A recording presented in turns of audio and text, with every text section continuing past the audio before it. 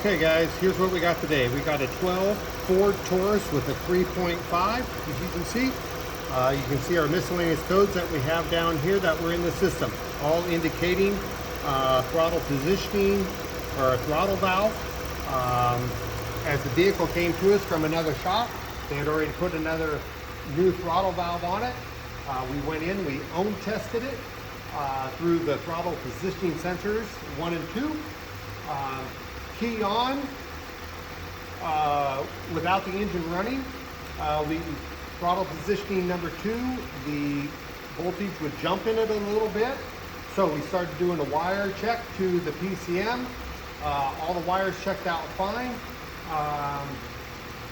So we ended up pulling out the PCM. I know that there's other common problems for this, but I kept in my head wanting to go back to the PCM. Here's what we got.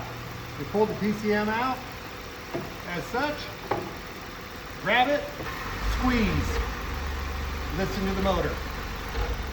Let go, goes back to normal, squeeze again. Now we did a wiggle test on all the wires. The wires are good. I can sit there and move that around all I want, no problems. I squeeze it, and there we go. Something in the circuit board.